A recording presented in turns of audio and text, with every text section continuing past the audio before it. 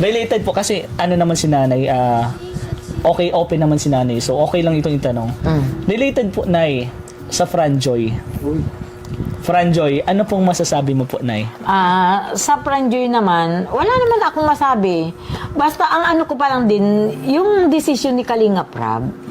Decision pa rin naman. Wala naman. Tsaka, kung gusto ng anak ko, wala man akong magagawa. Kasi respeto ko rin naman yung anak ko, kung anong-ano ng anak ko. Respetuhan kaming mag-ina. Oh, galing. Pero sa ibig sabihin po na yun, okay lang po sa'yo ang Franjoy. Ay, okay naman. Okay naman kasi wala namang yung ano naman, yung bata naman, wala naman siyang ipinakitang masama sa akin. Si Fran, wala naman siyang ipinakitang masama sa akin para... sino ba? Paano ba gayon? Tama po yung Fran. Tama po. Nakita mo na po ba si Fran? Ha? Nakita mo na po? Hindi pa. Na ano lang siya, nag-message siya sa akin nung bagong taon. May bulong si nanay. Pero ayun, malay mo po soon, di ba? Malay mo po soon. Pero itong last na tanong dahil sa Franjoy. Once po, if magkaroon po ng next episode, okay lang po ba sa'yo?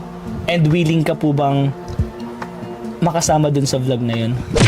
Sino si... Yung Franjoy po, magkasunod po na... Kasi ngayon po kasi nakapost po ang parang katulad po dati kapag nakasitahin ka po dito. And yun yung tulad po ng ginagawa dati ng mga serye po. Okay lang po ba sa'yo? Kung okay sa anak ko, okay din sa akin. Di ba sabi ko nga niya? Respeto na talaga. Respeto, oo. And parang tinitiwala mo po talaga siya kay Kalinga Prab. Simula't simula naman baga. Simula na. So yun guys. Kay David pa, kay Dan pa, talagang oo, yung Totoo tiwala, naman, yung totoo tiwala naman. ko talaga sa kanal hindi yan nawawala. Totoo naman. And ayun, tingnan mo naman po kung gaano katatag si Joy ngayon, di ba? And anong year na po ni Joy? Second year na baga. Magta-third year na. Third year na. Third year? Hindi magta-third year. Magti-third year pala. Ayun guys, tingnan nyo po kung gaano katatag si Joy. And ayun, regarding sa Franjoy, kayo na lang pong bahala kung anong mga gusto nyo pong sabihin. Pero kay nanay, kay Joy, and sa family po nila, na may tiwala po sila sa isa't isa. Kung ano po yung gusto nung anak niya, anong gusto po ni mama, respeto po sa bawat isa. And respeto po. Parang tumutol ako kasi parang sariwa pa yung nangyari sa akin. Understandable po yun ay. Kasi may nangyari kasi nun sa amin. Kaya parang sabi ko, wag muna, sabi ko. Pero sa ngayon, matagal naman na bagay yun. Parang kalimutan na rin.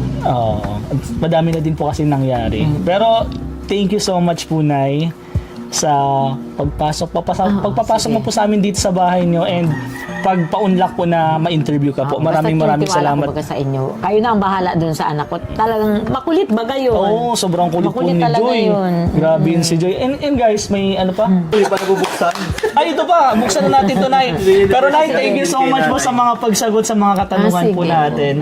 And asahan mo po, minsan, isang simpleng desisyon lang ang kailangan para magbigay ng pag-asa at saya sa mga nanonood. Para sa Franjoy, isa itong sandaling hindi madaling makalimutan.